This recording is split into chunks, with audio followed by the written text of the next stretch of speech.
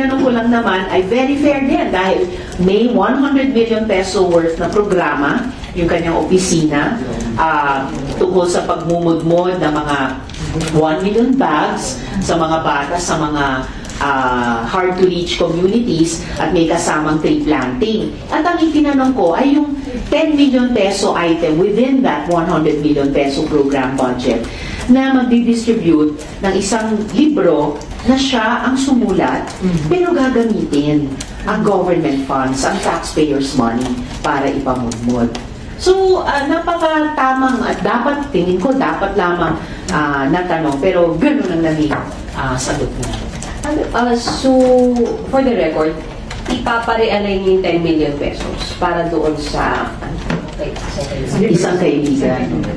Opo, at the proper time, sa period of amendments, magpo-propose po ako ng amendment dun sa items ng program sa OVP na katulad lamang, no? Dun sa mga programa ng mga line agencies natin, including DSWD, DOH, DOLE. And yung item ng 10 million pesos para sa pagmumudmod ng mga kopya ng isang kaibigan ay puproposan ko rin po ng amendment. Yun naman ang purpose ng interpellation sa hearing para i-explore. Ang pagkatanong ko pa nga, nung unang tanong ay magiging willing ba ang VP na i-realign yung items na yun na mukhang duplication ng existing programs ng ibang departments. So, tama diba? Ang mali is ibigay niya yung 10 million ng librong gawa niya. Yes. What if she donates it? Use the 10 million for transportation instead of umudmod siya? Will that be allowed? Hindi ko alam kung aabot sa 10 million ang pamumudmod, ang transportation para lamang sa pamumudmod. Pero ang current budget item request ay para ibigay, ipamudmod yung mga kopya ng isang kaibigan doon sa 1 milyong mga bata.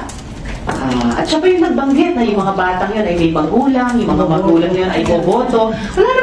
Hindi naman ako nag-interpellate ng budget ng COMELEC, budget ng OVP, yung ini-interpellate ko kahapon sa hearing. So, bakit siya nagbabanggit ng boboto? Yan ba ay nasa mandate ng OVP? Ewan ko lang. Then, nakakuha na po kayo ng libro. Ang sabi niya, bibigyan niya kami lahat ngayong araw. So, pagbibigyan ko siya ngayong maghapon. Gusto niyo ba may dedication? Hindi naman. Na-overdose na ako sa dedication kahapon. Doon po kasi, I don't know if you have seen some photos sa social media ng libro. Yes. It appeared doon sa backpage, merong mukha niya. Tapos, siya ay 15th Vice President of the country, a former Mayor of Davao, na former Deputy Secretary. Tapos yung last sentence is, isa siyang kaibigan. Do you think anong purpose ng libro na yun? Well, obviously the purpose is to magpakilala sa sarili niya sa mga bata na bibigyan ng librong yan sa mga bahay nila sa hard-to-reach areas. Sa mga bata lang, hindi sa magulang na butan. Well, nung maliliit yung mga anak ko, pag may mga libro sila or school bag, kasi bag ang ibibigay, di ba? So, pag may mga bag silang inuuwi from school after class, syempre tinitignan ko rin. And of course, makikita ko rin yung laman ng bag nila. Kasi sabi mo, ma'am, yung printing pala noon will cost 50 pesos per copy according to the Office of the Vice President. Kaya nag-allocate ng 10 million. Well, ang punto lang kasi, textbook ba yan? Approved ba ng DepEd? Naku, kung pag-usapan natin yung textbook problem ng DepEd, yung nakaraang 2 taon, ang daming problema, di ba? So, bakit inuna ang isang personally authored, kung siya ang sumulat niyan, personally authored na libro? 10 million. Maliit kung sa textbooks kabuo ang budget ng DepEd, pero hindi siya barya.